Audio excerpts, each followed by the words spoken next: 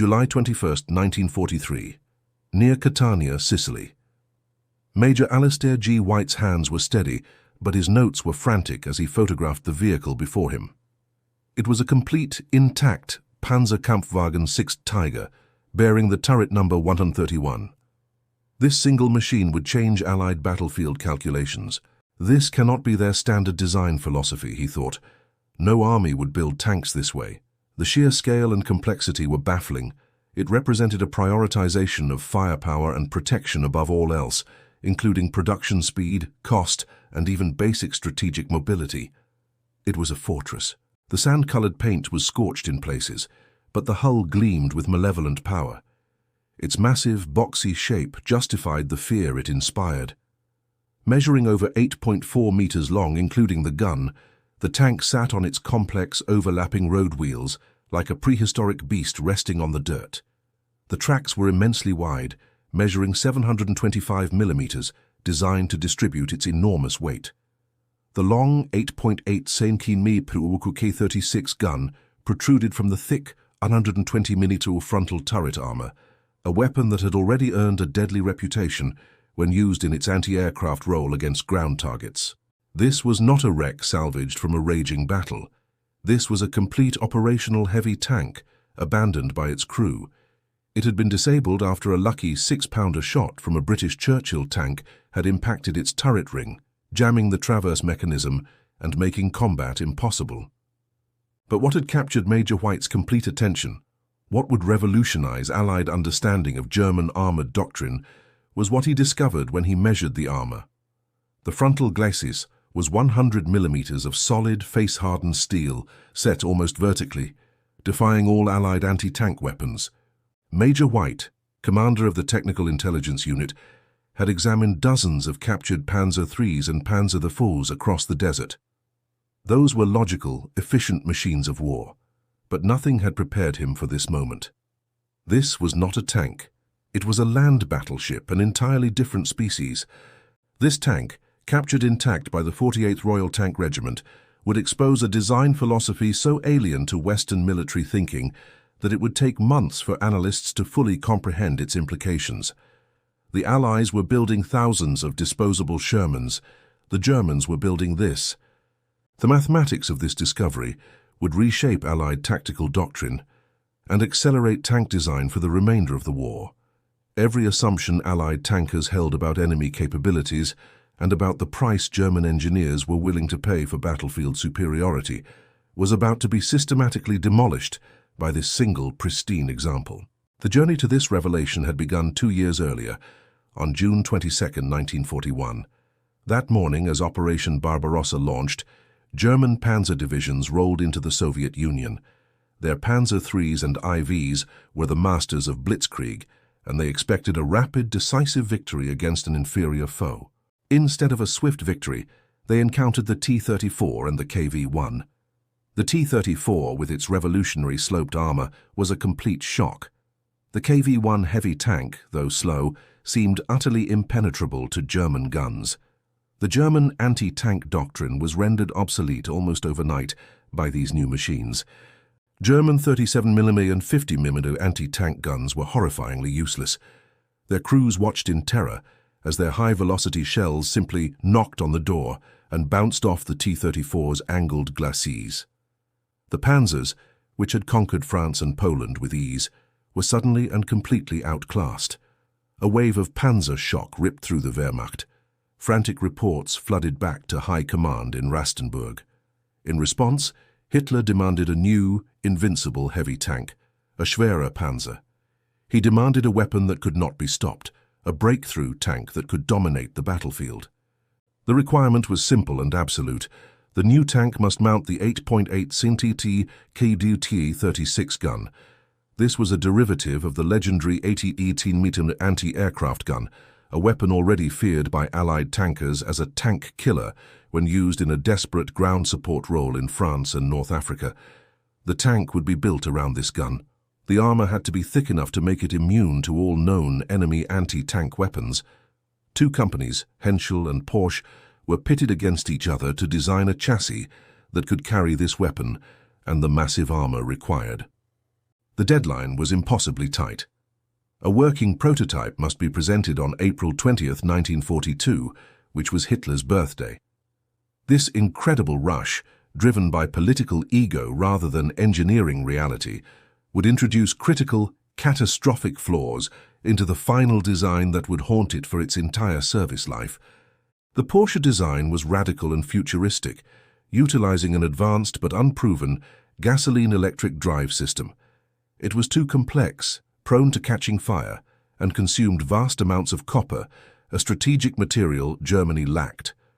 It was ultimately rejected, though its chassis was later used for the Ferdinand Elephant tank destroyer. The Henschel design was more conventional, but it pushed the absolute limits of 1940s engineering. It featured a complex, interleaved Schachtelaufwerk suspension system. This system of overlapping road wheels was designed to spread the massive 57-ton weight evenly across the wide tracks, providing a smooth, stable firing platform. 19. But this suspension was a maintenance nightmare. A single broken inner road wheel required removing up to 5 heavy outer wheels just to access it, a job that could take hours in field conditions. The complex system also easily clogged with mud, rocks, and most critically, ice. On the Eastern Front, this flaw proved fatal. Mud and snow would pack between the overlapping wheels and freeze solid overnight. The tanks would be completely immobilized, frozen in place, until crews could thaw the wheels with blowtorches, often while under enemy fire. It was a terrifying vulnerability. The 57-ton weight was the central problem. This was more than twice the weight of a Panzer IV and far heavier than the 30-ton T-34 it was designed to kill. This weight placed an unbearable strain on every component, especially the engine and the transmission. The transmission, a sophisticated Maybach-Olva hydraulic-assisted system, was a technological marvel. It allowed a 57-ton beast to be steered with a simple wheel rather than clumsy levers. It was incredibly advanced, but it was also dangerously fragile and pushed far beyond its intended design limits. This advanced gearbox was originally designed for a 40-ton vehicle. Now in the 57-ton Tiger, it was being pushed to its absolute breaking point. Transmissions failed constantly, often stranding the tanks deep behind enemy lines, where they had to be destroyed by their own crews. Because of the urgent birthday deadline, the tank was rushed into production before these critical flaws in the engine, suspension, and transmission could be properly addressed or fixed. The first Tigers were deployed to the Leningrad front in August 1942, a decision that would prove to be a disaster. The terrain was completely unsuitable. The ground around Leningrad was swampy and heavily forested. The 57-ton heavy tanks were simply not designed for this kind of environment. The debut of Germany's new wonder weapon was a complete catastrophe, a deep embarrassment for the Wehrmacht High Command. Of the first 4 Tigers sent into battle, all suffered immediate mechanical breakdowns within kilometers of the front line. Their new engines overheated, their transmissions failed, and they became hopelessly stuck in the deep mud. They were combat ineffective before they even saw an enemy soldier. The world's most advanced and feared tank was rendered useless by the terrain. To prevent their capture, crews had to destroy them with internal demolition charges. However, one was captured by the Soviets almost immediately, giving Stalin's engineers vital intelligence on the new threat months before expected. But in North Africa, the story would be entirely different. In December 1942, the 501st Heavy Panzer Battalion, equipped with the new Tigers, arrived in Tunisia to counter the Allied landings of Operation Torch. The terrain here was completely different from the swamps of Russia. The open, flat and arid desert was the perfect hunting ground for the Tiger. The flat plains and long engagement distances allowed the 8.8 cm gun to be used to its maximum, terrifying advantage. Here, the Tiger's weaknesses were hidden and its strengths were magnified. The battalion's first major engagement was during the Battle of Sidi Bouzid in February 1943. The Tigers achieved total, horrifying dominance. They, along with Panzer IVs, completely shattered the American 1st Armored Division, destroying dozens of M4 Shermans and M3 Stuart light tanks. Allied crews were in a state of shock and panic. Their 75mm guns, which they had believed were perfectly adequate, were completely unable to penetrate the Tiger's 100mm frontal armor, even at suicidal point-blank ranges. Their shells simply bounced off, sparking harmlessly against the thick steel. The Tiger, however, could easily destroy an M4 Sherman from 2,000 meters or more. This was far beyond the Sherman's own effective engagement range. American and British tankers were being killed before they were even in range to fight back. It was a one-sided slaughter. A psychological panic known as Tiger phobia was born. Allied soldiers began seeing Tigers everywhere. Every enemy tank, even the much weaker Panzer IV, was reported as a Tiger. The tank became a myth, a symbol of German technological superiority and battlefield invincibility. Its reputation as an invincible land battleship was cemented in the minds of Allied soldiers and commanders. But this reputation, born in the desert, hid the reality that Major White was now discovering in Sicily. The tank was a logistical nightmare. It was complex, expensive, and constantly breaking down. Which brings us back to Sicily, July 1943. The Allies have invaded, and the 504th Heavy Panzer Battalion has been deployed to defend the island. It is during the fierce fighting near Catania that Tiger 131 of the 1st Company meets its fate. On July 21st, during an attack on the British 48th Royal Tank Regiment, Tiger 131 is engaged by multiple British Churchill tanks. The Churchills are tough, but their 6-pounder guns are mostly ineffective against the Tiger's heavy frontal armor, which deflects their shots. But one lucky, precise shot from a Churchill strikes the Tiger's vulnerable turret ring. It does not penetrate the armor. Instead, the shell wedges itself in the complex traverse mechanism, jamming the turret fast. The tank's main gun is stuck, unable to aim. This is a mission kill. The tank is otherwise undamaged, but it is now helpless. Its crew, unable to fight and facing multiple enemy tanks, has no choice but to bail out and abandon their vehicle, leaving their priceless machine intact for the advancing British forces. This is the moment the Allies have been waiting for. They have finally captured a fully intact, undamaged Tiger tank. It is an intelligence windfall of immeasurable value, the first complete specimen they have been able to inspect. It is immediately secured and prepared for transport. Major Alistair White and his technical intelligence team are immediately flown in to examine the prize.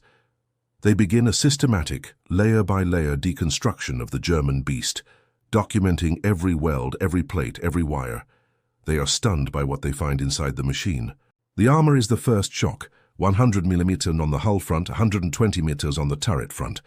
It is high-quality, rolled, face-hardened steel, but they note it is not sloped. This reveals the German design choice. They achieved protection through sheer brute force thickness, unlike the elegant sloping of the T-34. 42. This box philosophy made manufacturing easier, but it also added enormous weight. The Germans were compensating for a lack of design elegance with raw, thick steel. It was a solution of brute force, and it placed the entire burden on the tank's already overstressed chassis and engine. Next, they examined the 8.8 cm KWK-36 gun. The Zeiss optics are magnificent, far superior to anything the Allies possess. This explains its deadly accuracy at extreme ranges. The gun itself is a masterpiece of engineering, capable of penetrating any Allied tank currently in service.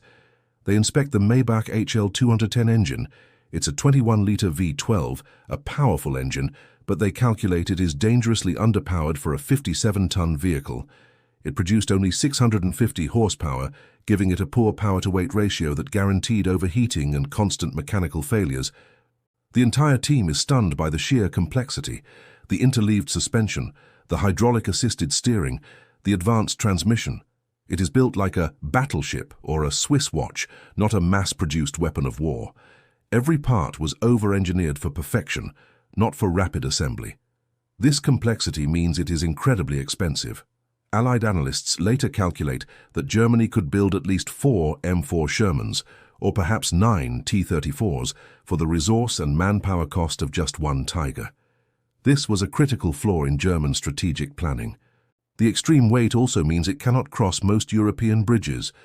It requires its own dedicated, specialized recovery vehicles, as no other vehicle in the German inventory is strong enough to tow it if it breaks down. It was a logistical anchor on the entire army. The Tiger is a weapon of profound contradictions. It is tactically dominant, capable of destroying entire columns of enemy tanks. But it is strategically flawed, crippled by its own complexity, poor reliability, and high cost. It wins battles but is a hindrance to winning the war. This is the alien philosophy White is uncovering. A pursuit of technological perfection and tactical invincibility, regardless of the cost in production, logistics, or reliability. Germany was focusing its limited industry on superweapons rather than building enough good enough weapons to win. The capture of 131 allows the Allies to test their own weapons against it. They discover the new 17-pounder gun, when using new ammunition, can penetrate it. This knowledge accelerates the production of the Sherman Firefly, the first Allied tank capable of reliably killing a Tiger. More importantly, it allows Allied commanders to understand German doctrine. They are not fighting an army built on mass production like their own. They are fighting an army that invests its hopes in small numbers of elite, invincible machines. This means they can be overwhelmed by numbers. The Tiger tank, exemplified by 131, was perhaps the greatest tactical tank of the war, but its design, rooted in a demand for invincibility and perfection, also contained the seeds of Germany's industrial defeat. It was a weapon too good and too complex to be built in time. The philosophy of brute force of 100 mm of steel was a response to the shock of the T-34. It was a philosophy born from fear. The Germans sought to create a tank that could not be killed, but in doing so, they created a tank that could not be built. The final analysis of Tiger 131, which was shipped to England and is the only running Tiger in the world today, was simple. The tank was a tactical masterpiece, but a strategic disaster. It consumed resources that Germany desperately needed for fighter planes, U-boats, and simpler, more reliable tanks. This single machine proved to the Allies that the German war machine was not invincible. It was just different. It was brittle. It was obsessed with quality, while the Allies were obsessed with quantity. And in a total war of attrition, quantity had a quality all its own. The Tiger's story is a story of engineering genius undone by logistical reality. It was a perfect weapon for a short war, but a terrible weapon for a long one. Its 80mm gun could kill anything it faced, but it was most often killed by its own failing transmission. Major White's report on Tiger 131 was a crucial document. It demystified the beast. It gave the Allies a blueprint for its destruction. It confirmed that the path to victory was not in matching the Tiger, but in overwhelming it. The myth of invincibility was finally broken. The Tiger tank, therefore, represents the fatal flaw in German war production, a demand for perfection that led to industrial paralysis. It was a weapon that won every battle it fought, right up until the moment it broke down, ran out of fuel, or was overwhelmed by the sheer mass of the Allied advance. The capture of Tiger 131 was a critical intelligence victory, but on the battlefield, the tank remained a terrifying problem. Throughout 1943 and 1944, the Tiger carved a path of destruction. In the hands of a veteran crew, a single Tiger could, and often did, halt an entire Allied armored assault. These panzer aces became legends, their exploits amplified by German propaganda. Men like Michael Wittmann, who, in a single engagement at Villers-Bocage, Normandy, used his Tiger to destroy over 20 British armored vehicles in just 15 minutes. This was the tactical power of the Tiger realized. But Wittmann's own death revealed the Tiger's vulnerability. He was killed in August 1944, not by a superior tank, but likely by a Sherman Firefly, the very tank rushed into service to counter the Tiger. Even the invincible could be ambushed, outflanked, and killed by a well-placed shot. The psychological impact, Tiger phobia, was a weapon in itself. Allied tank crews, particularly in the M4 Sherman, developed a deep-seated dread of the tank. They knew that in a head-to-head fight, their 75mm gun was useless against its front. Their only hope was to flank it. This forced a tactical shift. Allied doctrine evolved to treat Tigers not as tanks but as mobile fortresses. They were to be avoided, bypassed, and only engaged with overwhelming numbers. Standard procedure became a wolf pack attack. 4 or 5 Shermans would attack one Tiger. One Sherman would try to draw its fire, sacrificing itself so the others could maneuver to the sides or rear, where the Tiger's armor was thinner, only 80 mm. It was a brutal, costly calculation. Often, 3 or 4 Shermans would be lost in the process of killing a single Tiger. This exchange rate was horrifying for the crews, but it was a winning strategy for the Allies. The Allies were building Shermans at a staggering rate, with over 49,000 produced. The Germans built only 1,047 Tigers. The Allies could afford to trade 4 tanks for one. The Germans could not. The Tiger's operational range was another critical weakness. It consumed over 500 liters of fuel per 100 kilometers on open roads. Off-road, this consumption was exponentially worse. As Allied air power shattered Germany's fuel supply lines, the Tigers were increasingly left stranded, abandoned by crews for lack of gasoline. Its mechanical unreliability was its true Achilles heel. More Tigers were lost to mechanical failure and abandonment than to enemy fire. Transmission failures, engine fires, and suspension breakages plagued every unit. The tank was simply too heavy, too complex, and too over-engineered for the realities of sustained warfare. It was a weapon designed for a perfect war, with unlimited fuel, spare parts, and time for maintenance. It was fighting in a war of mud, desperate retreats, and constant shortages. The interleaved road wheels that froze in Russia also proved disastrous in the mud of Normandy. The German response to the Tiger's flaws was not to simplify, but to double down on complexity. They created the Tiger II, or King Tiger. At 70 tons, it was even bigger, heavier, and more powerfully armed. It was also even more unreliable, slower, and consumed even more fuel. The King Tiger was the ultimate expression of the invincibility philosophy. It was virtually immune from the front to every Allied gun. But so few were built, less than 500, and they were so mechanically fragile that they had zero strategic impact on the war. They were tactical novelties. Meanwhile, the Allies had developed their own answers. The British Sherman Firefly, with its 17-pounder gun, could finally penetrate the Tiger's frontal armor. The American M26 Pershing, arriving late in the war, was a heavy tank designed specifically to meet the Tiger on equal terms. But the real answer was not a single tank. It was the combination of artillery, air power, and overwhelming numbers. Tigers were hunted from the air by P-47 Thunderbolts and Hawker Typhoons, whose rockets could disable them. They were pounded by massed artillery, which shattered their tracks and suspensions. The crews, while often elite, were irreplaceable. As veteran aces were killed, the new crews sent to man, the Tigers were poorly trained. They lacked the experience to manage the tank's complex systems or employ its tactical strengths. A Tiger with a rookie crew was just a 57-ton target. The tank's weight also made it a strategic liability. It could not cross most bridges, forcing it to use Fords or specialized, time-consuming snorkeling equipment. This severely limited its operational mobility, tying it to specific routes and making it predictable. Recovery was a nightmare. If a 57-ton Tiger broke down in combat, it was almost impossible to retrieve. It required 2, sometimes 3, 18-ton FAMO recovery vehicles to tow a single disabled Tiger.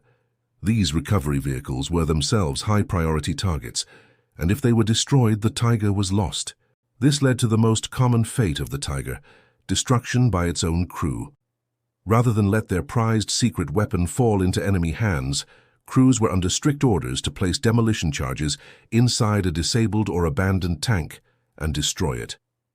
The comparison with Allied tank design highlights the philosophical chasm. The American M4 Sherman was reliable, easy to repair, and easy to produce. Its parts were interchangeable. It could be fixed in the field with basic tools. It was designed for a global war of logistics. The Sherman's 75mm gun was mediocre, and its armor was thin. But it was available.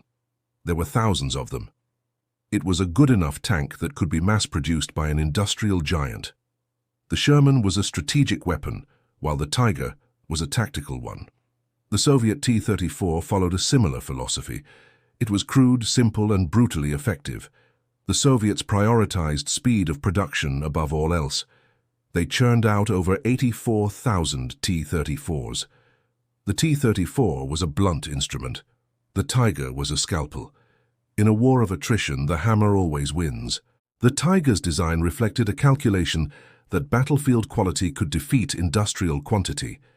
This philosophy assumed that a few elite machines, manned by elite crews, could stem the tide of Allied mass production. It was a profound and ultimately fatal miscalculation. The German High Command was seduced by the idea of the super weapon. They believed technological leaps could compensate for their numerical and industrial inferiority. The Tiger, the Panther, the Me-262 jet, all were marvels of engineering. All were too few and too late. The designers at Henschel had built exactly what Hitler demanded: a tank that could dominate all others. They prioritized firepower and protection above all else. They did not account for the realities of fuel shortages, bombing campaigns, and a two-front war. The Tiger was, in essence, a mobile 88-meter anti-tank gun emplacement, wrapped in 100 millimeters of steel. It was at its best in a defensive ambush role, where its lack of mobility was not a factor, and its powerful gun could destroy enemies at long range. But it was designed as a breakthrough tank, an offensive weapon. In this role it failed.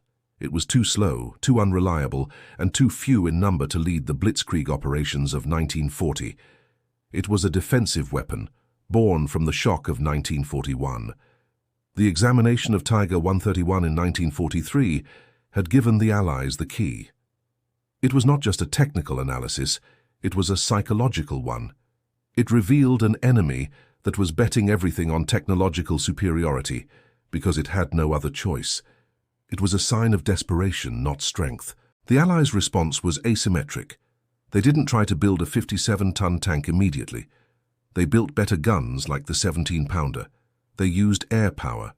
And most of all, they simply built more. They drowned the Tiger in a sea of steel. The Tiger's legacy is therefore complex.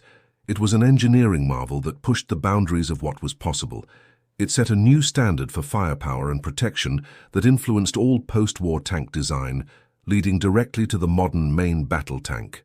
But it was also a strategic failure. It consumed a disproportionate amount of Germany's dwindling resources. Every Tiger built meant fewer Panzer IVs, fewer anti-tank guns, and fewer fighter aircraft. It was an industrial black hole that offered diminishing returns. The crews understood the odds. They knew they were driving a mechanical marvel that was also a logistical nightmare.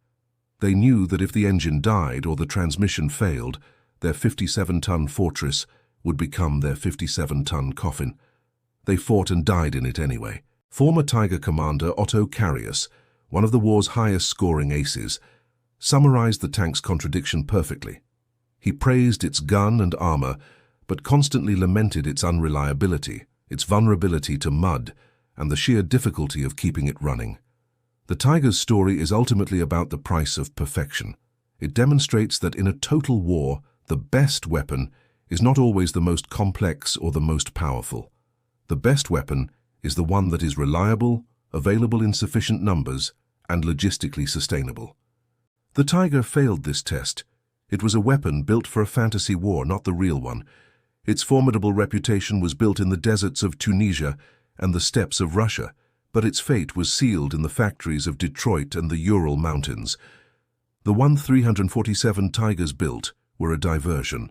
The real war was won by the 49,000 Shermans and the 84,000 T-34s. It was won by logistics, by industry, and by the relentless mathematics of mass production. The Tiger was a brilliant, deadly, and flawed exception. When American forces analyzed the Tiger, they were not just studying a tank. They were witnessing the physical manifestation of a flawed military philosophy, a philosophy that prioritized tactical brilliance over strategic sense, a philosophy that would lead Germany to ruin. The Tiger tank was not poorly designed. It was brilliantly designed to achieve specific flawed goals. Those goals simply did not align with the reality of a global war of attrition. And in that single fact lies the entire story of why Germany lost.